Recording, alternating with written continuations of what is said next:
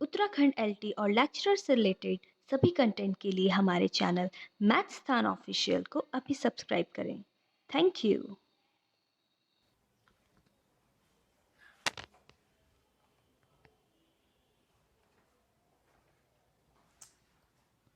So hello everyone, how are you? I hope कि आप सभी लोग बहुत अच्छा होंगे।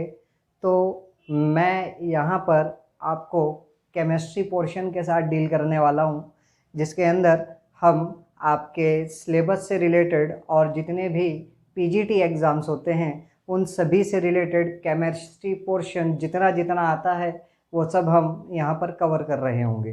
तो जैसे कि आप सब देख सकते हैं, मैंने यहाँ पर लिखा है सबसे पहले ऑर्गेनिक केमिस्ट्री। तो सबसे पहले जो हम स्टार्ट करने जा रहे हैं वो किससे स्टार्ट करने जा रहे हैं? Organic chemistry. उसके बाद हम लोग फिजिकल केमिस्ट्री के साथ डील करेंगे and at the last we will discuss inorganic chemistry. तो देखिए, सबसे पहले ऑर्गेनिक केमिस्ट्री से ही मैंने स्टार्टिंग क्यों करी? ऑर्गेनिक केमिस्ट्री से मैंने स्टार्टिंग इसलिए करी क्योंकि केमिस्ट्री में हम लोगों का सबसे ज़्यादा जो फोबिया होता है वो किससे होता है? ऑर्गेनिक केमिस्ट्री से। कहीं ना कहीं पर हमें ऑर्गेनिक केमिस्ट्री से एक डर लगता है, ठीक है? तो इसीलिए आपका वो डर दूर करने के लिए मैं यहाँ पर आपके सामने आया हूँ। तो सबसे पहले तो हम लोग देख लेते हैं कि आखिर ऑर्गेनिक केमिस्ट्री में हम पढ़ेंगे क्या क्या। तो एक्चुअली जो मेन रीज़न है कि ऑर्गेनिक केमिस्ट्री हम लोगों को समझ क्यों नहीं आती है, उसका सबसे बड़ा रीज़न है कि ऑर्गेनिक केमिस्ट्री के लिए मैं एक वर्ड बोलना चाहूँगा, it is nothing but GOC। What do you mean by GOC? GOC का मतलब होता है गेम ऑफ कनेक्टिविटी। एक्चुअल में आप लोगों ने जब क्लास 11th में ऑर्गेनिक केमिस्ट्री पढ़ना स्टार्ट करी है, फिर 12th में भी आप लोगों ने ऑर्गेनिक केमिस्ट्री पढ़ी है, ग्रेजुएशन लेवल में भी आप लोगों ने ऑर्गेनिक केमिस्ट्री पढ़ी है। तो ऑर्गेनिक केमिस्ट्री में कहीं ना कहीं हम एक चीज़ जो सबसे ज़्यादा इम्पॉर्टेंट है उसको भूल जाते हैं, और वो चीज़ क्या है? Organic chemistry needs nothing but connectivity. Organic chemistry को कनेक्टिविटी की ज़रूरत है, और वो क्या कनेक्टिविटी है वो मैं आज आपके सामने यहाँ पर डिस्कस करने जा रहा हूँ। तो सबसे पहले हम अपने ऑर्गेनिक केमिस्ट्री का सफ़र, आप देख सकते हैं मैंने यहाँ पर लिखा भी है, एक सफ़र ऐसा भी। तो हम इस सफ़र को वाकई बहुत शानदार बनाने वाले हैं। और कैसे शानदार बनाएंगे? हम चीज़ें बिल्कुल बेसिक लेवल से स्टार्ट कर रहे होंगे, और बेसिक लेवल से स्टार्ट करके हम हायर लेवल पर जा रहे होंगे। मीन्स आप देखिए, मैंने यहाँ पर लिखा है ग्रेजुएशन लेवल। NCERT चैप्टर्स भी कवर होंगे, बट ऐसा नहीं है कि केवल 11th और 12th कवर होगा, हम इसको हायर लेवल ग्रेजुएशन तक लेकर के जाएंगे। तो सबसे पहले देखिएगा, ऑर्गेनिक केमिस्ट्री में मैंने, जैसे कि आप देख सकते हो, मैंने यहाँ पर इसको 3 पार्ट्स में डिवाइड किया हुआ है। सबसे पहला पार्ट जो आता है हमारा, the very first part is our fundamental concepts. ठीक है? इस फंडामेंटल कंसेप्ट्स में हम लोग क्या देख रहे होंगे? हम सबसे पहला और सबसे बेसिक चैप्टर जहाँ से हमारी ऑर्गेनिक केमिस्ट्री की शुरुआत होती है, डेट इज BOC। BOC का मतलब बेसिक ऑर्गेनिक केमिस्ट्री। ठीक है? अब इसका मतलब आप ये मत सोचिएगा कि बिल्कुल ही बेसिक लेवल होगा, मतलब स्टार्टिंग बेसिक लेवल से होगी, बट हम इस बेसिक के अंदर भी हायर लेवल का थोड़ा सा टच दे रहे होंगे। कुछ क्वेश्चंस मैं आपके सामने ऐसा ला रहा हूँगा जो आपके हायर लेवल में जाकर के आते हैं। जैसे कि अगर मैं आपसे यहाँ पर बात करता हूँ कि बेसिक ऑर्गेनिक केमिस्ट्री में हम लोग सबसे ज़्यादा क्या देखने वाले हैं, देखिएगा यहाँ पर हमें एक चीज़ समझनी है। वो चीज़ क्या है? अगर मैं आपके सामने लिख रहा हूँ CH3 बॉन्ड CH3, ठीक है, बिल्कुल बेसिक सा बच्चों वाला एक एग्जाम्पल लेकर के चल रहा है। कितने कार्बन एटम्स हैं इसके अंदर? 2 कार्बन एटम्स है। इट मीन्स मैंने आपके सामने ये एक इथेन मॉलिक्यूल लिखा है। ठीक है? क्या मैं इसको ऐसे भी लिख सकता हूँ? हाँ, ऐसे भी लिख सकता हूँ।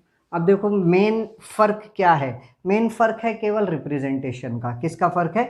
रिप्रेजेंटेशन का। अगर आप इसको देख रहे हैं तो यहाँ से हमें देख के पता चल रहा है कि कार्बन और कार्बन एक दूसरे से डायरेक्टली जुड़े हुए हैं।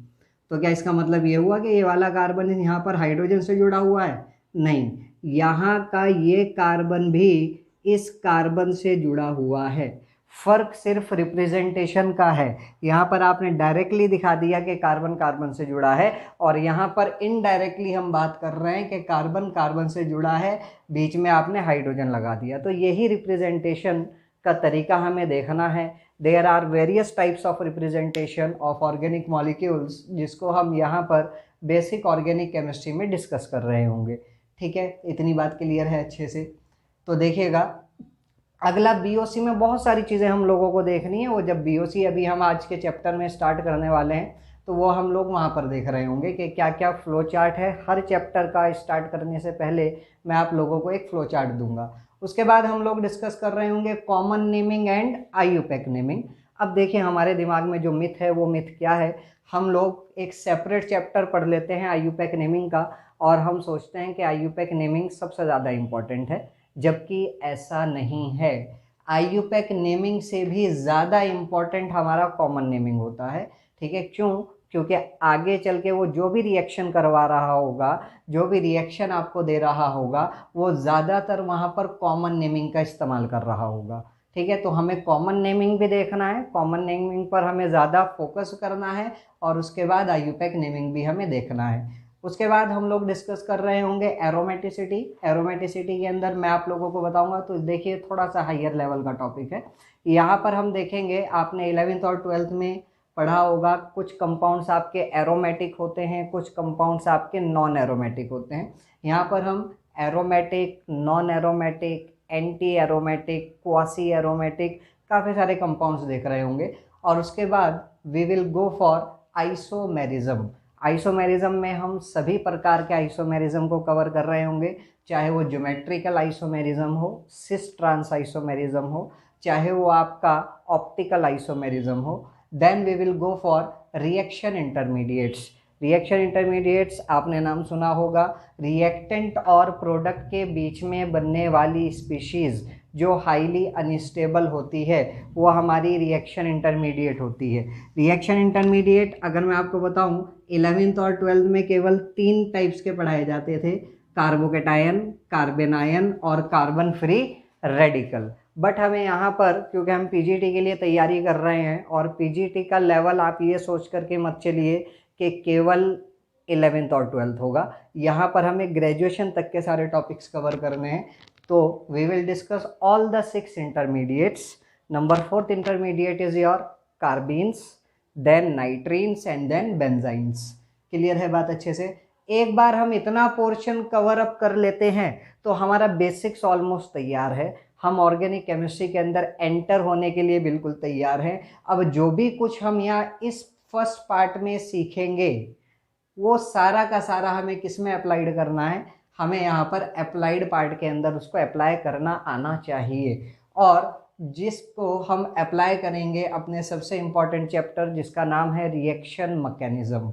और अगर मैं बात करूं, ऑलमोस्ट सारी ऑर्गेनिक केमिस्ट्री इस रिएक्शन मैकेनिज्म के अंदर ही आकर के आपकी ख़त्म हो जाती है। सारी ऑर्गेनिक केमिस्ट्री हम यहीं पर कवर कर लेंगे। हालांकि मैंने लिखा भी है एनसीईआरटी चैप्टर्स, बट अगर मैं बात करूं, जितने भी एनसीईआरटी चैप्टर्स हैं वो सारे के सारे हमारे यहीं पर कवर अप हो रहे होंगे। क्लियर है बात अच्छे से? अगली चीज़ हम देखेंगे रिएजेंट्स। कुछ रिएजेंट्स देखने हैं हमें, उनका फंक्शन देखना है, और कुछ नेम रिएक्शंस देखनी है, जहाँ से हमारे पीजीटी एग्ज़ाम में क्वेश्चंस पूछे जाते हैं। 11th-12th में तो हमने काफ़ी सारी नेम रिएक्शंस पढ़ी, बट सिर्फ 11th-12th की नेम रिएक्शंस कवर नहीं करेंगे, ग्रेजुएशन लेवल तक और थोड़ा बहुत पोस्ट ग्रेजुएशन लेवल की भी हम यहाँ पर नेम रिएक्शंस लेकर के आ रहे होंगे।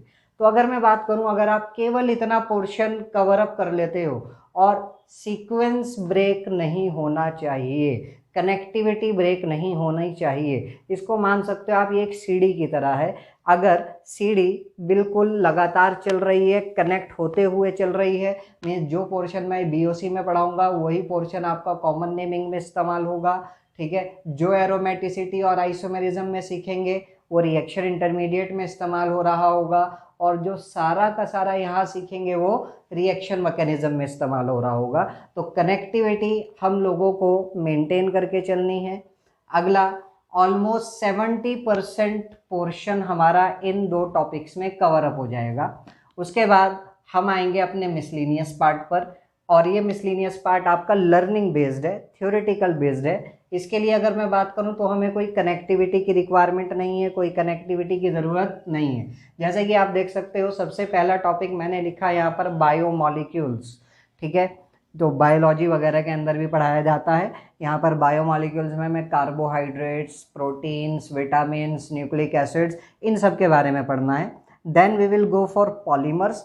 पॉलीमर से काफ़ी सारे क्वेश्चंस पूछे गए हैं आपके प्रीवियस ईयर्स में। उसके बाद chemistry in everyday life, then drugs and pesticides, उसके बाद पॉलीन्यूक्लियर हाइड्रोकार्बन्स, एंड देन सबसे इम्पॉर्टेंट टॉपिक हेट्रोसाइक्लिक केमिस्ट्री।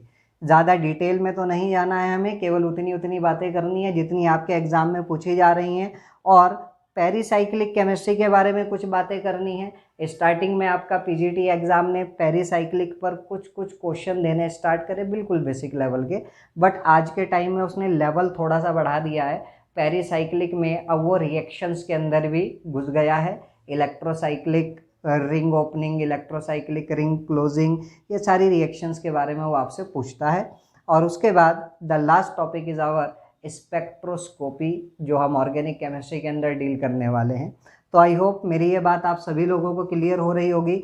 ये मैंने अपना चैप्टर स्टार्ट करने से पहले, क्योंकि ऐसा नहीं है कि मैं आऊँ और कुछ भी पढ़ाना स्टार्ट कर दूँ, पहले मुझे आप लोगों को एक टॉपिक्स बताने थे कि मैं क्या क्या टॉपिक्स पढ़ने वाले हैं और किस सीक्वेंस में हम लोग पढ़ने वाले हैं। तो आई होप मेरी ये बात क्लियर हो रही होगी। तो चलिए हम बढ़ते हैं अपने सबसे पहले चैप्टर की तरफ, जिसका नाम है बेसिक ऑर्गेनिक केमिस्ट्री। अब इसका मतलब ये नहीं है कि हम यहाँ पर केवल बेसिक्स की बात करेंगे, हम यहाँ पर जो हमारे लिए सबसे ज़्यादा इम्पॉर्टेंट है वो है क्वेश्चंस, ठीक है, प्रैक्टिस डिफरेंट क्वेश्चंस। देखिए कुछ एफर्ट्स तो मैं अपनी तरफ से तो पूरे 100% एफर्ट्स दे रहा हूँ, कुछ एफर्ट्स आप लोगों को भी डालने पड़ेंगे। क्यों?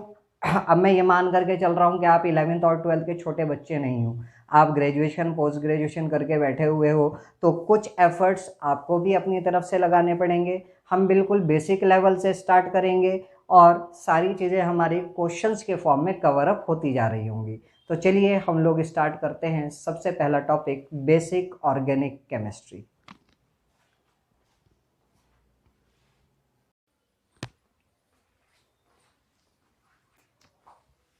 चलिए स्टार्ट करते हैं हम अपने ऑर्गेनिक के सफ़र का सबसे पहला चैप्टर, जिसका नाम है बेसिक ऑर्गेनिक केमिस्ट्री। बिल्कुल बेसिक से हम लोग इसको स्टार्ट कर रहे हैं। तो अगर सबसे बेसिक की बात की जाए तो सबसे ज़्यादा बेसिक तो हमारा यही हो सकता है कि हम लोग ऑर्गेनिक केमिस्ट्री को आखिर डिफाइन कैसे करेंगे। ऑर्गेनिक केमिस्ट्री होती क्या है, ऑर्गेनिक केमिस्ट्री में पढ़ते किसके बारे में है। तो इतनी बात तो बच्चा बच्चा जानता है और हम क्लास 10 से सुनते आ रहे हैं कि organic chemistry is nothing but it is the study of carbon, it is the study of carbon containing compounds. आखिर कार्बन में ऐसी क्या खास बात है जिस वजह से वो इतने सारे कंपाउंड्स बनाता है, इतने लार्ज नंबर ऑफ कंपाउंड्स बनाता है कि हमें उसके लिए केमिस्ट्री की एक सेपरेट ब्रांच ही बनानी पड़ी ऑर्गेनिक केमिस्ट्री के नाम से। उस बात को भी डिस्कस कर रहे होंगे। तो सबसे पहले आप देख सकते हैं मैंने आपके सामने डेफिनेशन लिखी है। Organic chemistry is the branch of chemistry which deals with the study of carbon containing compounds, जिसके अंदर हम कार्बन कंटेनिंग कंपाउंड्स के बारे में स्टडी कर रहे होंगे। अब क्योंकि कार्बन की बातें आ रही हैं तो हमें कार्बन के बारे में कुछ बेसिक्स पता होना चाहिए। कार्बन का सिंबल C होता है। एटॉमिक नंबर अगर कोई पूछे तो एटॉमिक नंबर कार्बन का होता है 6, और ये जो ऊपर लिखा है this 12, it is mass number of carbon. तो कार्बन का अगर एटॉमिक नंबर 6 है तो डेफिनेट बात है कि उसमें 6 प्रोटॉन होंगे, और 6 प्रोटॉन होंगे तो इलेक्ट्रॉन्स भी कितने होने चाहिए, 6 होने चाहिए, because carbon is electrically neutral. तो इलेक्ट्रॉनिक कन्फिग्रेशन हमने यहाँ पर लिख दी है कार्बन की आपके सामने 1s2 2s2 2p2। I hope ये इलेक्ट्रॉनिक कन्फिग्रेशन आप लोग जानते होंगे, जिसको हम स्ट्रक्चर ऑफ एटम के अंदर पढ़ते हैं, क्वांटम नंबर्स के अंदर हम इसको डील करते हैं। तो ये इलेक्ट्रॉनिक कन्फिग्रेशन हमें कार्बन की पता होनी चाहिए। इसकी भी काफ़ी ज़्यादा हमें ज़रूरत पड़ने वाली है आगे ऑर्गेनिक केमिस्ट्री के आने वाले चैप्टर्स में। उसके बाद आप देख सकते हो मैंने लिखा second point, there are how many allotropes of carbon, 3 allotropes of carbon. अब एलोट्रॉप्स क्या होता है? एलोट्रॉप्स बेसिकली आप ये बोल सकते हो कि कार्बन आपका 3 अलग अलग फॉर्म में एग्जिस्ट करता है। मीन्स एलोट्रॉप्स वो सब्सटेंसेस होते हैं जिनकी केमिकल प्रॉपर्टीज तो सेम होती है बट फिजिकल प्रॉपर्टीज डिफरेंट होती है। कैसे? अगर मैं डायमंड को जलाता हूँ तब भी मुझे कार्बन डाइऑक्साइड मिलेगा, ग्रेफाइट को जलाता हूँ तब भी मुझे कार्बन डाइऑक्साइड मिलेगा, और फ्लोरीन को जलाता हूँ तब भी मुझे कार्बन डाइऑक्साइड ही मिलने वाला है। मीन्स केमिकल प्रॉपर्टीज तो तीनों की सेम है बट फिजिकल अपीयरेंस इन सब का क्या होता है? डिफरेंट होता है। बट एज सच अगर बात की जाए, हमें एलोट्रॉप्स के साथ ऑर्गेनिक केमिस्ट्री में डील नहीं करना। ये एलोट्रॉप्स हम कहाँ जा कर के पढ़ेंगे? इनको हम इनऑर्गेनिक केमिस्ट्री के अंदर जा कर के पढ़ेंगे। हाँ, इनऑर्गेनिक केमिस्ट्री में भी कार्बन के साथ हमें डील करना है, कुछ प्रॉपर्टीज कार्बन की हमें इनऑर्गेनिक केमिस्ट्री में भी पढ़नी है।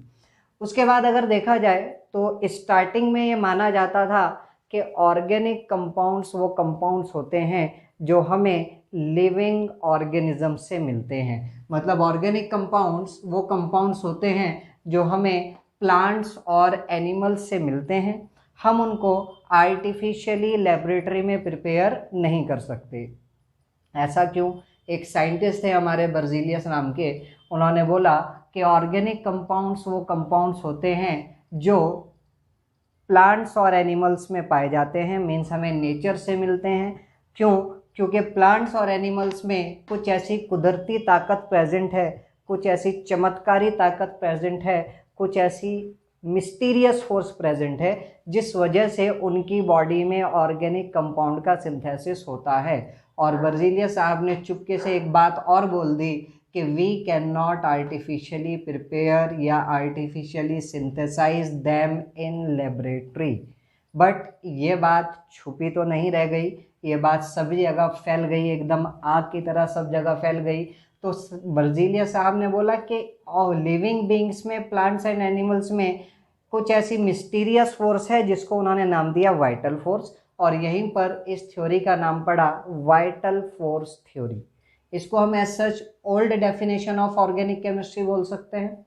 अगला उन्होंने ये जो बात बोली कि हम ऑर्गेनिक कंपाउंड्स को आर्टिफिशियली लेबोरेटरी में प्रिपेयर नहीं कर सकते, अब ये बात तो फैलनी ही थी। हालांकि उन्होंने छुपते छुपाते बोली थी, चुपके से बोली थी, बट ये बात सभी साइंटिस्ट लोगों में फैल गई। और हर कोई, हम जानते ही हैं आज के टाइम में दूसरा बंदा हमें देख करके खुश नहीं होता, हर कोई हमें नीचे गिराने की ही कोशिश करता है। तो सेम गोज़ विथ साइंटिस्ट। तो साइंटिस्ट लोग लग गए रेस में कि अच्छा, बर्जीलियस साहब ने ऐसा बोल दिया ऑर्गेनिक कंपाउंड लेबोरेटरी में प्रिपेयर नहीं हो सकते, चलो भाई हम ऑर्गेनिक कंपाउंड्स को लेबोरेटरी में प्रिपेयर करना स्टार्ट करते हैं। और इसी वजह से वाइटल फोर्स थ्योरी जिस बर्जीलियस नाम के साइंटिस्ट ने दी थी, उनको उन्हीं के स्टूडेंट फ्रेडरिक वॉलर ने धोखा दे दिया। हाँ भाई, बर्जीलियस का स्टूडेंट था फ्रेडरिक वॉलर, और फ्रेडरिक वॉलर ने सबसे पहला ऑर्गेनिक कंपाउंड लेबोरेटरी में सिंथेसाइज किया जिसका नाम था यूरिया। अब कैसे सिंथेसाइज किया वो देख लेते हैं एक बार। तो एक दिन क्या हुआ, बर्जीलियस साहब अपनी लेबोरेटरी में रिएक्शन करवा रहे थे। किस किस के बीच में रिएक्शन करवा रहे थे? Ammonium sulphate. अमोनियम सल्फेट क्या होगा? NH4 whole twice SO4। I hope आप लोग फार्मूला बनाना जानते होंगे। अमोनियम की अगर बात करें तो अमोनियम आयन ये होता है NH4 पॉजिटिव, सल्फेट आपका SO4 2 नेगेटिव होता है। ठीक है, तो अमोनियम की वैलेंसी 1, सल्फेट पर चार्ज 2, क्रिस क्रॉस करेंगे तो क्या फॉर्मूला आ जाएगा? NH4 whole twice SO4। इसको क्या बोलते हैं? Ammonium sulphate. तो बर्जीलियस साहब अमोनियम सल्फेट और पोटेशियम साइनेट के बीच में रिएक्शन करवा रहे थे। What is this? It is potassium cyanate. तो जब रिएक्शन करवा रहे थे, रिएक्शन के बाद क्या प्रोडक्ट बना वो हम लोग देखते हैं।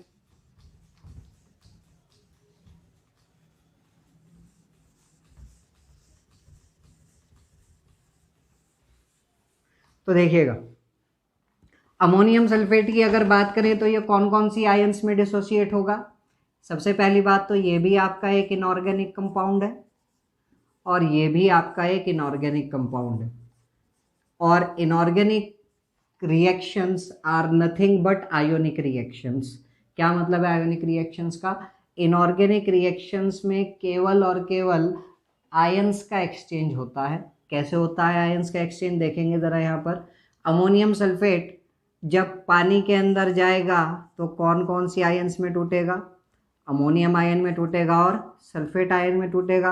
अब आप कहोगे सर पानी कहाँ से आ गया? अरे भाई रिएक्शन हवा में थोड़ी होगी, रिएक्शन कराने के लिए किसी ना किसी मीडियम की तो ज़रूरत होगी। तो मीडियम हमने सपोज करो पानी तो नहीं बोल सकते क्योंकि हाँ पानी ही बोल सकते हैं, क्योंकि आपके ये इनऑर्गेनिक कंपाउंड्स हैं और inorganic compounds polar solvent water के अंदर डिजॉल्व होते हैं। तो देखिएगा ये टूट करके क्या देगा? अमोनियम आयन और सल्फेट आयन। बट ज़रा एक चीज़ ध्यान दो, यहाँ पर टोटल नेगेटिव चार्ज कितने का है? 2 का। टोटल पॉजिटिव चार्ज कितने का है? 1 का। तो आपको नहीं लगता कि इलेक्ट्रिकल न्यूट्रलिटी मेंटेन नहीं हो रही है? हाँ सर, पॉजिटिव चार्ज तो 1 का है, नेगेटिव चार्ज 2 का है, तो टोटल पॉजिटिव और टोटल नेगेटिव चार्ज बराबर होना चाहिए, तभी तो पूरे अमोनियम सल्फेट को आप न्यूट्रल बोलेंगे। तो टोटल पॉजिटिव और टोटल नेगेटिव चार्ज बराबर कैसे होगा? आप ध्यान दो, NH4 के नीचे क्या लिखा हुआ है? 2 लिखा हुआ है। तो ये टूट करके आपको 2 अमोनियम आयन देगा। अब देखो, एक अमोनियम पे एक पॉजिटिव, तो 2 अमोनियम पे 2 पॉजिटिव, और एक सल्फेट पे एक नेगेटिव। समझ आई बात अच्छे से? आई होप क्लियर हुआ होगा। सिमिलरली पोटेशियम साइनेट टूट करके क्या देगा? पोटेशियम आयन देगा और साइनेट आयन देगा। अब यहाँ देखिए, के पॉजिटिव और सल्फेट आपस में मिलकर के क्या बना ले? आपस में मिलकर के क्या बना ले? अब यहाँ पे फिर ध्यान दो, नेगेटिव चार्ज कितने का है? 2 का। पॉजिटिव चार्ज कितने का है? 1 का। इट मीन्स हमें पॉजिटिव चार्ज भी कितने का बनाना है? 2 का बनाना है। इसको 2 कैसे बनाए? तो हम एक काम करते हैं, यहाँ पर 2 से मल्टीप्लाई कर देते हैं। जैसे ही 2 से मल्टीप्लाई करा तो के पॉजिटिव भी कितने हो गए? 2, और साइनेट भी कितने हो गए? 2। अब के पॉजिटिव और SO4 2 नेगेटिव, 2K पॉजिटिव और SO4 2 नेगेटिव मिलकर के क्या बना लें? K2SO4 बना लें। क्लियर है बात अच्छे से? और इधर ध्यान दीजिए, 2 अमोनियम और 2 साइनेट मिलकर के क्या बना लें? 2 अमोनियम साइनेट। तो बर्जीलियस साहब एक दिन ये रिएक्शन करवा रहे थे अपनी लेबोरेटरी में, और रिएक्शन कराते कराते वो ज़रा थोड़ा सा टहलने के लिए लेबोरेटरी से बाहर चले गए। और जब वो टहलने के लिए लेबोरेटरी से बाहर गए, इतने में उन्हीं के स्टूडेंट फ्रेडरिक वोलर लैब में आए और उन्होंने देखा कि अच्छा, ये बर्जीलियस साहब अमोनियम साइनेट बना रहे हैं, चलो एक काम करते हैं, इस अमोनियम साइनेट को हीट करते हैं। तो वोलर साहब ने क्या किया? इस अमोनियम साइनेट को हीट करना स्टार्ट किया, और हीट करने से क्या हुआ? हीट करने से इस अमोनियम साइनेट में रीअरेंजमेंट ऑफ एटम्स हो गया। क्या हो गया? Rearrangement of atoms. रीअरेंजमेंट का क्या मतलब है? ना तो कोई एटम मॉलिक्यूल से बाहर निकल के गया, ना ही कोई एक्स्ट्रा एटम मॉलिक्यूल के अंदर आकर के जुड़ा, केवल एटम्स का रीअरेंजमेंट हो गया, और रीअरेंजमेंट होकर के कुछ इस तरीके का कंपाउंड बन गया। आप देख सकते हैं यहाँ पर नाइट्रोजन कितने हैं? 2। यहाँ भी नाइट्रोजन कितने हैं? 2। हाइड्रोजन कितने हैं? 4। यहाँ भी हाइड्रोजन कितने हैं? 4। एक कार्बन, एक ऑक्सीजन, एक कार्बन और एक ऑक्सीजन। आप कहोगे सर यहाँ तो 2 है, तो यहाँ पे भी 2 लगा दो। तो इतने में क्या हुआ? वोलर साहब ने रीअरेंजमेंट कर दिया, कुछ एक कंपाउंड बन के सामने आ गया। इतने में बर्जीलियस साहब लेबोरेटरी में आए और उन्होंने देखा कि अच्छा, वोलर साहब ने ये क्या कर दिया। और ये देखते ही वोलर साहब की छुट्टी, जॉब से छुट्टी, नौकरी से निकाल दिया। क्यों निकाल दिया? बिकॉज वोलर साहब ने बर्जीलियस साहब की वाइटल फोर्स थ्योरी को फेल कर दिया। बर्जीलियस साहब कह रहे थे हम ऑर्गेनिक कंपाउंड्स को लेबोरेटरी में सिंथेसाइज नहीं कर सकते, जबकि वोलर साहब ने ये सबसे पहला ऑर्गेनिक कंपाउंड लेबोरेटरी में सिंथेसाइज कर दिया, जिसका नाम था यूरिया। ठीक है, तो ये क्वेश्चन भी पूछा जाता है कि which was the first compound synthesised in laboratory. तो हमारा जवाब क्या होगा? यूरिया। अगली बात, यहाँ से साइंटिस्ट का नेम भी पूछा जा सकता है कि भाई कौन साइंटिस्ट था जिसने सबसे पहला ऑर्गेनिक कंपाउंड लेबोरेटरी में सिंथेसाइज किया, तो नाम हो जाएगा हमारा फ्रेडरिक वोलर। अगली बात, इसका मॉलिक्यूलर मास भी आपसे पूछा जा सकता है। आई होप मॉलिक्यूलर मास निकालना आप लोग जानते होंगे। कार्बन का मास नंबर 12, ऑक्सीजन का 16, नाइट्रोजन का 14, नाइट्रोजन 2 है तो कितना हो जाएगा 28, हाइड्रोजन का 1 होता है, हाइड्रोजन कितने हैं 4 हैं, ठीक है, तो 4, सबको ऐड करेंगे तो मॉलिक्यूलर मास कितना निकल के आ जाएगा 60 निकल करके आ जाएगा। क्लियर है बात अच्छे से? तो ये था drawback to vital force theory. अब जैसे ही सबसे पहला ऑर्गेनिक कंपाउंड लेबोरेटरी में सिंथेसाइज हुआ, फिर तो साइंटिस्ट लोगों की लाइन लग गई, फिर अलग अलग साइंटिस्ट ने अलग अलग कंपाउंड्स लेबोरेटरी में प्रिपेयर करना स्टार्ट करे। उसके बाद ये सबसे पहला कंपाउंड कब सिंथेसाइज किया गया था 1828, ये ईयर हम लोगों को याद रखना है। उसके बाद 1845 में किसका सिंथेसिस हुआ, एसिटिक एसिड का CH3COOH by the scientist कॉल्ब। Kolbe नाम के साइंटिस्ट ने एसिटिक एसिड का सिंथेसिस किया। उसके बाद 1856 में मीथेन को प्रिपेयर किया गया लेबोरेटरी में, किस साइंटिस्ट ने किया, बर्थलॉट नाम के साइंटिस्ट ने किया। तो इसका मतलब अभी जो थोड़ी देर पहले हम ऑर्गेनिक कंपाउंड्स की एक डेफिनेशन दे रहे थे वाइटल फोर्स थ्योरी, वो डेफिनेशन तो हमारी गलत हो गई, तो अब हमें एक नई डेफिनेशन की ज़रूरत पड़ रही है। What is the modern definition of organic compounds? क्योंकि पुरानी डेफिनेशन तो फेल हो चुकी है। पुरानी डेफिनेशन कह रही थी कि हम ऑर्गेनिक कंपाउंड्स को लेबोरेटरी में प्रिपेयर नहीं कर सकते, बट वो डेफिनेशन वोलर साहब ने फेल कर दी। क्लियर है बात अच्छे से? अब हम आगे बढ़ते हैं। Modern definition of organic compounds, modern definition of organic chemistry.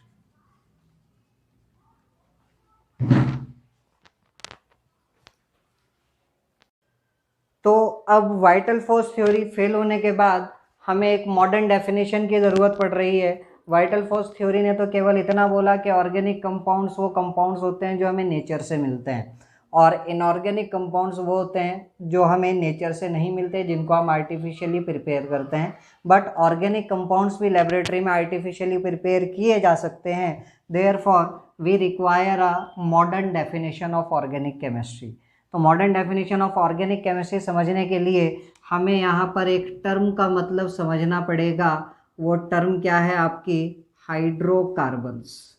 अब हाइड्रोकार्बन्स क्या होते हैं, जैसे कि नाम से पता चल रहा है हाइड्रोकार्बन्स, मतलब अगर मैं इसका संधि विच्छेद करूं तो हाइड्रो प्लस कार्बन्स, हाइड्रो का मतलब हाइड्रोजन और कार्बन का मतलब तो हम जानते ही हैं कार्बन। इसका मतलब वो कंपाउंड्स जिनमें कार्बन और हाइड्रोजन होते हैं। बट यहाँ पर ये जो वर्ड मैंने लिखा है only, this is very very important. वो कंपाउंड जिनमें केवल और केवल कार्बन और हाइड्रोजन आए उनको हाइड्रोकार्बन्स बोलते हैं। जैसे कि अगर मैं आपसे पूछूं क्या CH4 आपका हाइड्रोकार्बन है, हाँ आप बोलोगे सर इसमें कार्बन भी आ रहा है और हाइड्रोजन भी आ रहा है, therefore it is your hydrocarbon. क्या C2H6 आपका हाइड्रोकार्बन है, तो आप बोलेंगे यस सर ये भी हमारा हाइड्रोकार्बन है। But what will you say about C2H5OH?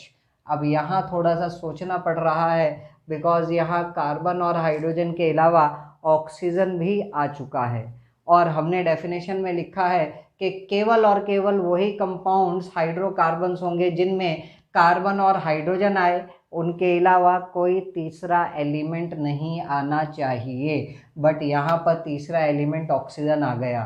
For example अगर मैं यहाँ पर C2H5Cl लिख देता हूँ तो आप यहाँ पर देख सकते हैं कार्बन और हाइड्रोजन के अलावा क्लोरीन आ गया। देयरफॉर मैं इनको हाइड्रोकार्बन्स नहीं बोल सकता, तो फिर मैं इनको क्या बोलूँगा भाई, मैं इनको बोलूँगा डेरिवेटिव्स ऑफ हाइड्रोकार्बन्स। मैं इनको क्या बोलूँगा, डेरिवेटिव ऑफ हाइड्रोकार्बन्स, कि ये हाइड्रोकार्बन से प्रिपेयर किए गए हैं, हाइड्रोकार्बन से डिराइव किए गए हैं, therefore these are derivative of hydrocarbons. और modern definition of organic chemistry मेरा यही कहती है कि it is the branch of chemistry जिसके अंदर हम स्टडी करते हैं हाइड्रोकार्बन्स को और उनके डेरिवेटिव्स को। आई होप मेरी ये बात क्लियर हुई होगी। तो what is the modern definition of organic chemistry? It is the branch of chemistry which deals with the study of hydrocarbons as well as their derivatives। I hope clear हुआ होगा। अब मेरा अगला सवाल आपसे ये है कि how will you differentiate between organic compounds and inorganic compounds? तो आप कहेंगे कि सर हर वो कंपाउंड जिसमें कार्बन आ जाए वो ऑर्गेनिक कंपाउंड है। क्या मेरी ये बात 100% ट्रू एग्जिस्ट करती है? देखते हैं ज़रा। भाई कार्बन डाइऑक्साइड को अगर आप देखें तो कार्बन डाइऑक्साइड में भी कार्बन आ रहा है, बिल्कुल आ रहा है, बट फिर भी ये आपका ऑर्गेनिक कंपाउंड नहीं है। कार्बन मोनोऑक्साइड में भी कार्बन आ रहा है, but it is not your organic compound. जितने भी कार्बोनेट्स हैं उन सभी कार्बोनेट में कार्बन आ रहा है, but these are your inorganic compounds. इसका मतलब मैं ये नहीं बोल सकता कि हर वो कंपाउंड जिसके अंदर कार्बन आ जाए वो ऑर्गेनिक कंपाउंड होगा। हाँ, ऑर्गेनिक कंपाउंड होने के लिए कार्बन का होना तो ज़रूरी है। मैंने यहाँ पर लिखा organic compounds are the compounds which necessarily contains carbon, जिनमें हर हाल में कार्बन प्रेजेंट होना चाहिए। But there are few exceptions. अगर किसी कंपाउंड में कार्बन आ जाए तो ज़रूरी नहीं कि वो ऑर्गेनिक कंपाउंड ही हो। जैसे कि कार्बन मोनोऑक्साइड में भी कार्बन आ रहा है, but it is not organic compound. Carbon dioxide में भी कार्बन आ रहा है, it is not organic compound. जितने भी दुनिया में कार्बोनेट होते हैं, चाहे sodium carbonate, magnesium carbonate, calcium carbonate, सब में कार्बन आ रहा है, but still it is not your organic compound. तो ये बेसिक सी बातें हैं जो आई होप आप लोग सुन रहे होंगे तो आपको मज़ा भी आ रहा होगा सुनने में। अगला, जितने भी बाइकार्बोनेट्स हैं उनमें भी कार्बन आ रहा है, but still it is not your organic compound. Cyanide में भी कार्बन आ रहा है और साइनेट में भी कार्बन आ रहा है। अभी अभी आप देखो मैंने पोटेशियम साइनेट लिखा था, तो पोटेशियम साइनेट में कार्बन आ रहा है, बट स्टिल मैंने उसके नीचे लिखा था इट इज़ इनऑर्गेनिक कंपाउंड। तो ये कुछ एक्सेप्शंस आप लोगों को पता होने चाहिए। अब सर इन पर क्वेश्चंस कैसे बनेंगे? हमें तो क्वेश्चंस के बारे में देखना है, क्वेश्चंस के बारे में जानना है। तो आइए अब हम क्वेश्चंस के बारे में देखते हैं कि इनके ऊपर क्वेश्चंस किस तरीके से बन रहे होंगे। तो ये आप लोगों के सामने सबसे पहला question, organic compounds are the compounds which are extracted from. तो आई होप हम लोग जान गए होंगे ऑर्गेनिक कंपाउंड्स वो कंपाउंड्स होते हैं जो लिविंग ऑर्गेनिज्म से ऑब्टेन किए जा सकते हैं from old definition of organic chemistry. Second question, first synthesised organic compound was obtained from. अब देखो डायरेक्टली ना तो इसने ये पूछा कि पहला ऑर्गेनिक कंपाउंड जो सिंथेसाइज हुआ था वो किसने सिंथेसाइज किया था और उसका नाम क्या था। उसने कहा भाई मिला कहाँ से, मिला किससे। ऑप्शन आपके सामने, ammonium cyanide, ammonium cyanate, ammonium nitrate. अब अगर हम लोग पढ़ के भी गए हैं तो अमोनियम अमोनियम तो हमारे याद होगा, बट उसके बाद हम लोग कंफ्यूज हो जाएंगे साइनाइड, साइनेट और नाइट्रेट में। तो देखो भाई अमोनियम साइनाइड क्या होता है, तीनों के तीनों ऑप्शन तो लगभग सेम ही लग रहे हैं, बट डिफरेंस है। Ammonium cyanide NH4CN, ammonium cyanide, ammonium NH4 positive और साइनाइड CN नेगेटिव, तो फॉर्मूला क्या बन जाएगा NH4CN। अमोनियम साइनेट जो अभी अभी लिखा था NH4CNO, NH4 positive ammonium ion और साइनेट CNO नेगेटिव आयन। तो करेक्ट आंसर हमारा क्या होगा, बोलर साहब ने अमोनियम साइनेट को ही तो हीट करके यूरिया बनाया था। अगला अमोनियम नाइट्रेट, अमोनियम नाइट्रेट क्या होगा भाई, एक होता है नाइट्राइट और एक होता है नाइट्रेट, इसको नाइट्राइट बोलते हैं भाई। जिन लोगों को नहीं पता वो साथ साथ नोट करते हुए चलें, NO3 नेगेटिव नाइट्राइट है और NO3 नेगेटिव नाइट्रेट है। This NO2 negative is nitrite ion. हमारे कैसे याद हो सर, हमारे तो आज तक याद नहीं हुआ नाइट्राइट क्या होता है और नाइट्रेट क्या होता है। तो बिल्कुल सिंपल सी बात है, जिस तरीके से मैंने याद किया वो तरीका आपको बता रहा हूँ। NO3 और NO2 में बड़ा कौन, देख लो इसमें कितने एटम आ रहे हैं, इसमें 3 एटम आ रहे हैं टोटल, एक नाइट्रोजन और 2 ऑक्सीजन। और उसमें 4 एटम आ रहे हैं, 1 नाइट्रोजन 3 ऑक्सीजन। बड़ा कौन? NO3 negative. केमिस्ट्री वाले उल्टा चलते हैं, बड़े को A कह के बुलाते हैं। तो नाइट्रेट क्या हो गया? NO3 negative. अमोनियम नाइट्रेट हो जाएगा NH4NO3। So our correct answer will be ammonium cyanate. अगला जो बात हम लोगों ने अभी अभी डिस्कस करी कि हर वो कंपाउंड जिसमें कार्बन दिख जाए ज़रूरी नहीं वो ऑर्गेनिक कंपाउंड ही हो, बिकॉज वो हमें वहाँ पर एग्जामिनर हमें धोखा देने की कोशिश करेगा। एग्जामिनर जानता है कि बच्चों के दिमाग में क्या चल रहा है। बच्चा जहाँ पर भी देखेगा कार्बन उसको बोल देगा ऑर्गेनिक कंपाउंड। बट अगर आप मेरे साथ हैं तो आप लोगों ने एक्सेप्शन याद करें, carbon dioxide, carbon monoxide, carbonate, bicarbonate, cyanide, cyanate, ये सब कंपाउंड्स इनके अंदर कार्बन आ रहा है but still these are not organic compounds. तो देखो ज़रा, CH4 क्या इस कैटेगरी में नज़र आ रहा है? नहीं, तो ऑर्गेनिक कंपाउंड होगा। हम जानते हैं इसका नाम मीथेन होता है। C2H6 हम जानते हैं इसका नाम मीथेन होता है, it is also an inorganic organic compound. CH3COH acetic acid होता है। आगे चल के नाम भी देखेंगे इसका, एसिटिक एसिड कैसे आया। एक नाम और होता है इसका इथेनोइक एसिड।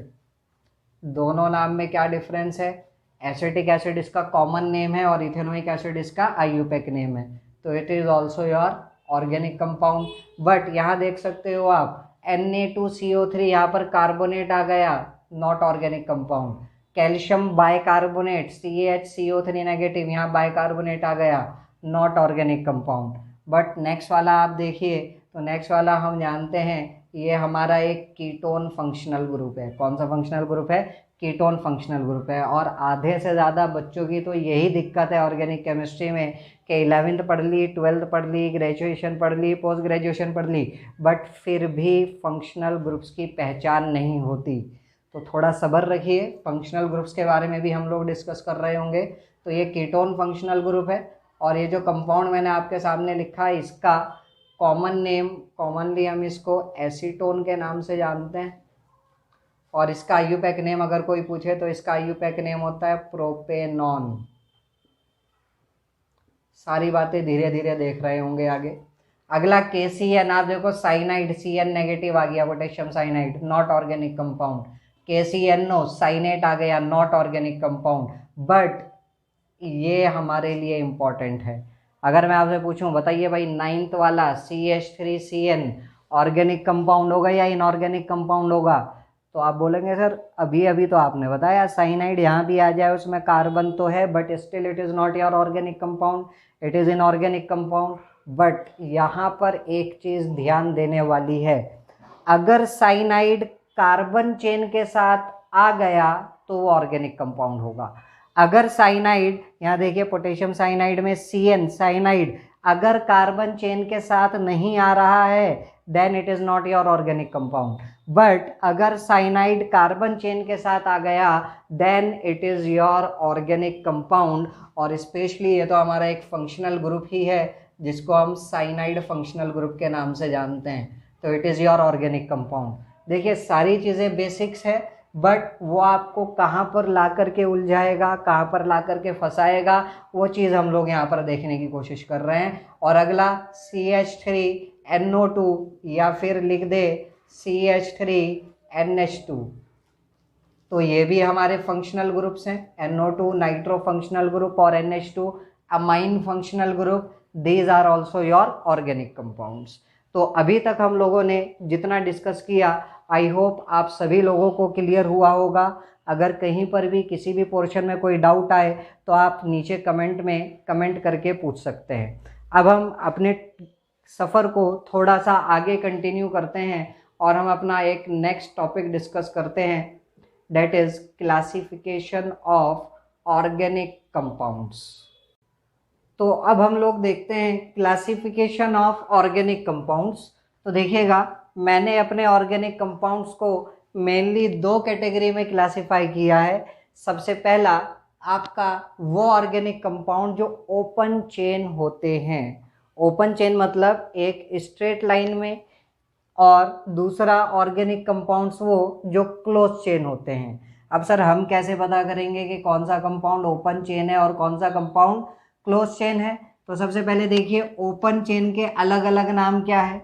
ओपन चेन को आप ए साइक्लिक भी बोल सकते हो। ए साइक्लिक मतलब जो साइक्लिक ना हो। भाई जो साइक्लिक है उसको तो साइक्लिक ही बोलेंगे, बट साइक्लिक का अपोजिट स्टार्टिंग में क्या लगा देंगे? ए लगा देंगे। तो open chain organic compounds are also known as acyclic, और इसी का बड़ा फेमस नाम है, इन्हीं को हम एलिफेटिक कंपाउंड्स भी बोलते हैं। और दूसरे हमारे होते हैं क्लोज चेन कंपाउंड्स, या फिर आप इनको बोल सकते हो रिंग चेन कंपाउंड्स या फिर साइक्लिक कंपाउंड्स। अब देखो सर फर्क क्या है ओपन चेन में और क्लोज चेन में। ओपन चेन की अगर बात की जाए तो ओपन चेन में पहला वाला एटम और आखिरी वाला एटम, मतलब नंबरिंग कर देते हैं 1 2 3।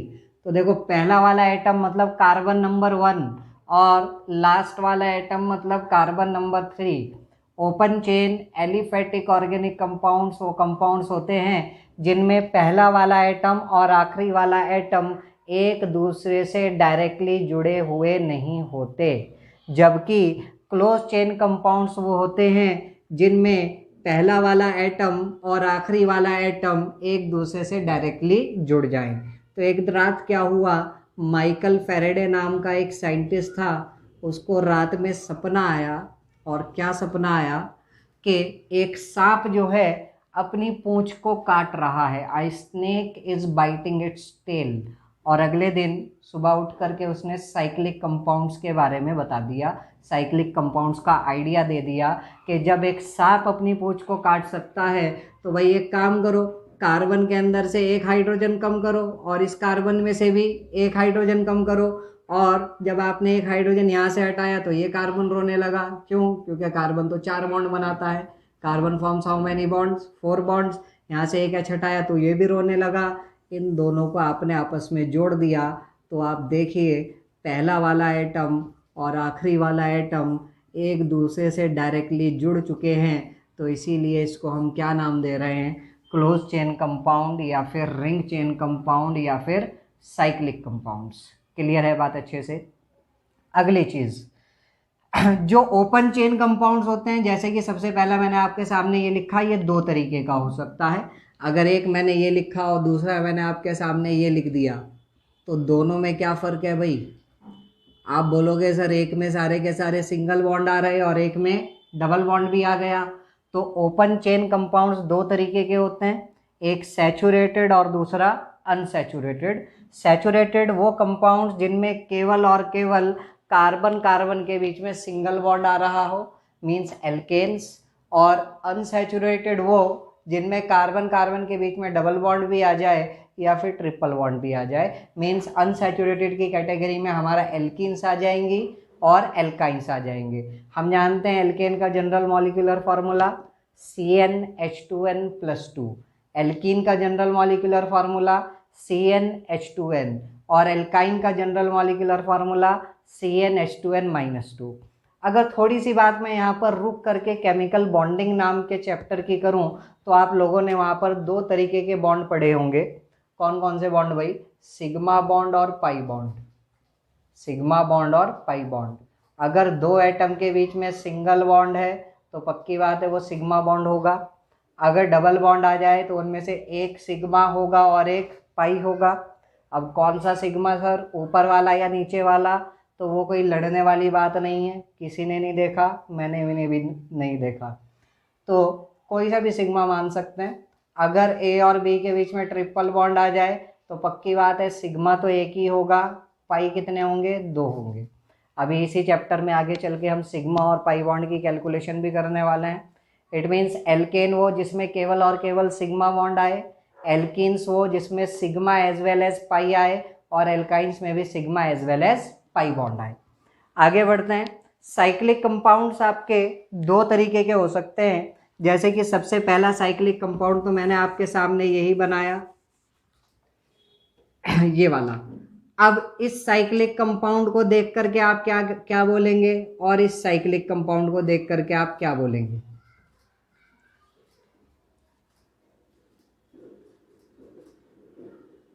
आप बोलेंगे कि सर या चलो थोड़ा सा और सिंपल सा एग्जाम्पल ले लेते हैं, छोटा सा।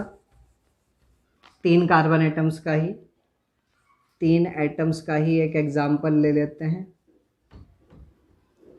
इन दोनों साइक्लिक कंपाउंड में आप क्या बोलेंगे?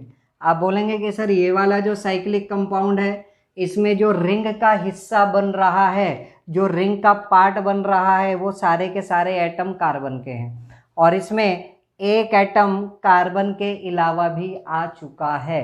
तो साइक्लिक कंपाउंड्स हमारे दो तरीके के होते हैं। अगर ring same type of atom से मिलकर के बनी है तो उसको बोला जाएगा होमोसाइक्लिक, और अगर ring atom other than carbon से मिलकर के बनी है तो उसको बोला जाएगा हेट्रोसाइक्लिक कंपाउंड। तो साइक्लिक कंपाउंड तो ये भी है और ये भी है, बट दोनों में फ़र्क क्या है? ये होमोसाइक्लिक है और ये हेट्रोसाइक्लिक है। और हेट्रोसाइक्लिक नाम का चैप्टर भी हम लोगों को कवर अप करना है, जो हमारा पीजीटी लेवल में पढ़ाया जाता है। तो देखिए, सारी कनेक्टिविटी स्टार्टिंग से ही ऑर्गेनिक में बनती हुई चलती है। स्टार्टिंग से आप जुड़ेंगे, ऐसा नहीं है कि सर आप बिल्कुल बेसिक लेवल का पढ़ा रहे हो, यही बेसिक लेवल आगे चल के आपके काम आने वाला है।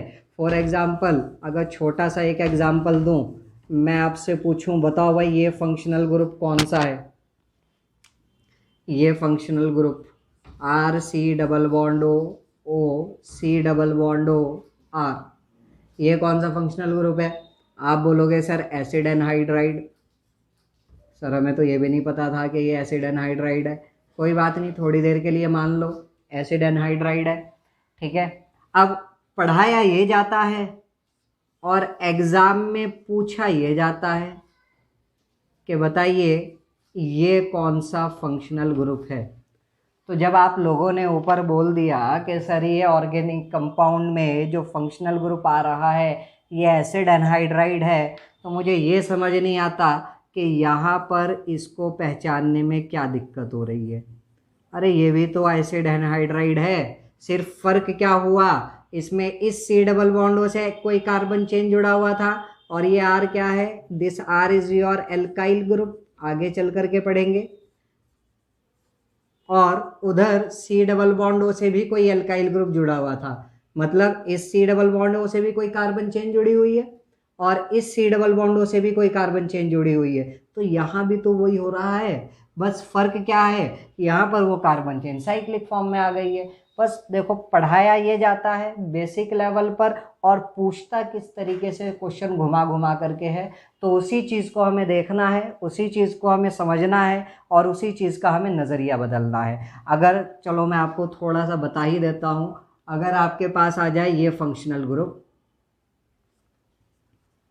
और वो आपसे पूछे बताओ भाई इसके अंदर कितने फंक्शनल ग्रुप प्रेजेंट है, आप बोलोगे सर ये क्या क्वेश्चन पूछ रहे हो, ये तो डायरेक्टली देख के साफ तौर पे पता चल रहा कितने फंक्शनल ग्रुप है। सर एक तो ये रहा CHO नाम एल्डिहाइड, और एक ये रहा NH2 नाम एमाइन। आप बोलोगे 2 फंक्शनल ग्रुप है, नाम आपने बता ही दिए। बट अब मेरी बात सुनना, ये आपका आंसर गलत हो जाएगा। क्यों? क्योंकि आप लोगों ने वो जो आपको एग्जामिनर दिखाना चाह रहा है आप वही देख रहे हो। आपको अपना देखने का नज़रिया बदलना है। क्या नज़रिया बदलना है? अभी अगला टॉपिक हम लोग स्टार्ट करेंगे, representation of organic compounds expanded form. इसको एक बार खोल के तो बनाओ। तो सर जब हमने खोल के बनाया तो ये कुछ बन के हमारे सामने ऐसा आया, और आप देखिए अब ये सी डबल बॉन्ड ओ NH2 आ गया आपके सामने। सी डबल बॉन्ड ओ आपका एल्डिहाइड तब होता है जब वो किसी कार्बन चेन से जुड़ा हो, NH2 एमाइन तब होता है जब वो किसी कार्बन चेन से जुड़ा हो। बट फिलहाल सी डबल बॉन्ड ओ और NH2 डायरेक्टली जुड़े हुए हैं, और ये है हमारा एसिड एमाइड, ये है हमारा acid amide. Sir acid amide क्या होता है? एसिड एमाइड कार्बोक्सिलिक एसिड का डेरिवेटिव होता है। How many derivatives of carboxylic acid are there? There are total 4 derivatives of carboxylic acid. ये जो नीचे मैंने लिखा ये भी आपका एसिड एनहाइड्राइड कार्बोक्सिलिक एसिड का ही डेरिवेटिव है। तो तो आप देखो चीज़ों को बेसिक लेवल से ही स्टार्ट करना है। चाहे आप कितने ही हायर लेवल का एग्ज़ाम दे, कोई भी एग्ज़ाम आप दे रहे हैं, चाहे आप नेट गेट कोई भी एग्ज़ाम दे रहे हैं, आईआईटी जैम दे रहे हैं, या फिर मैं आपके इस एग्ज़ाम की बात करूं आप पीजीटी का एग्ज़ाम देने जा रहे हैं, एलटी ग्रेड का एग्ज़ाम देने जा रहे हैं, तो हर एग्ज़ाम में ऑर्गेनिक केमिस्ट्री को एक सीक्वेंस से पढ़ा जाता है। और अगर आप ऑर्गेनिक केमिस्ट्री को सीक्वेंस में नहीं पढ़ रहे हो तो ऑर्गेनिक केमिस्ट्री आपके लिए एक वर्स्ट नाइटमेयर से ज़्यादा कुछ नहीं होने वाली है। और वही आपकी कनेक्टिविटी यहाँ पर मैं बनाने की कोशिश कर रहा हूँ। तो आई होप आप लोग मेरी बात समझ रहे होंगे। और ये बात तो मैं जानते ही हूँ कि टीचर कितना ही कुछ बोल ले, करते हैं हम अपनी मर्ज़ी का ही है, बट फिर भी आप मेरी बात समझिए, मेरी बात को फॉलो कीजिए, तो अल्टीमेटली मज़ा आने वाला है।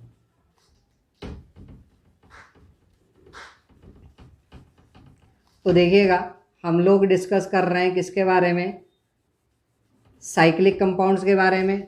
तो अगर आपकी ring same type of atom से मिलकर के बनी हुई है, सपोज करो मैंने कार्बन एटम की ही कोई रिंग बना दी, ये 3 कार्बन एटम की रिंग बना दी, ये 4 कार्बन एटम की रिंग बना दी, और अभी आगे चल करके रिप्रेजेंटेशन में मैं इन कार्बन को भी गायब कर दूंगा। जैसे कि मैंने ये 5 कार्बन एटम की रिंग बना दी और ये मैंने 6 कार्बन एटम की रिंग बना दी। तो आप देखिए ये जो रिंग आपकी बन रही है, सबसे पहली बात, सबसे लोवेस्ट रिंग में कितने कार्बन एटम प्रेजेंट होते हैं, तो there are 3 carbon atoms. 2 carbon atom की तो कोई साइक्लिक रिंग बन ही नहीं सकती। उसके बाद यहाँ पर देखो मैंने चुपके से कार्बन गायब कर दिए, जहाँ पे कुछ नहीं है वहाँ पर क्या है आपका कार्बन है। तो आप देख सकते हो ये जो रिंग है ये सेम टाइप ऑफ एटम से मिलके बनी हुई है, इसीलिए हम इसको क्या बोल रहे हैं, होमोसाइक्लिक। साथ ही साथ सारे के सारे एटम सेम है और किसके हैं, कार्बन के हैं, इसीलिए इसको हम दूसरा नाम कार्बोसाइक्लिक भी दे सकते हैं। इसीलिए हम इसको दूसरा नाम कार्बोसाइक्लिक भी दे सकते हैं। क्लियर है बात अच्छे से। कार्बोसाइक्लिक कंपाउंड्स हो जो सेम टाइप ऑफ एटम, और वो सेम टाइप ऑफ एटम केवल और केवल कौन होना चाहिए, कार्बन।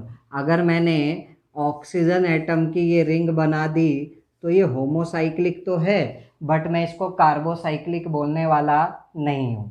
तो आप बोल सकते हैं कि जितने भी होमोसाइक्लिक कंपाउंड्स होते हैं, all homocyclic compounds are carbocyclic. मैं बोर्ड पर नहीं लिख रहा हूँ, आप इसको कॉपी कर लीजिएगा।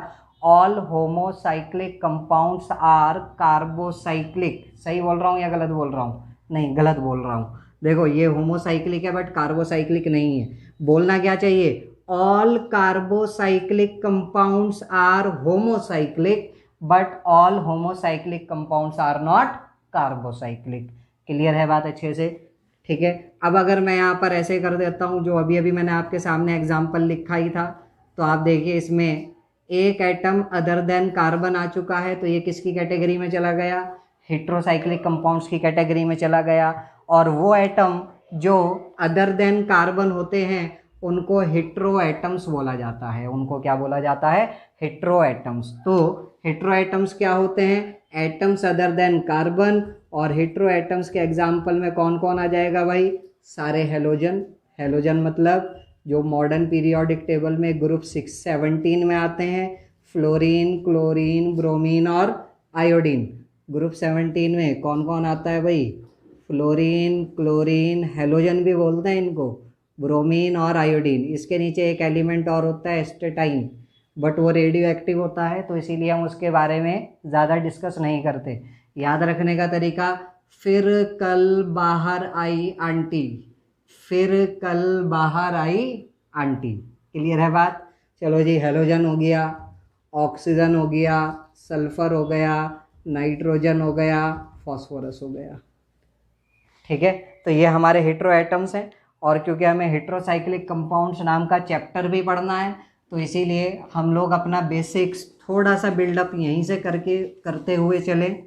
कुछ हेट्रोसाइक्लिक कंपाउंड्स मैं आपके सामने बना रहा हूँ जिनका नाम आपको याद करना ही है।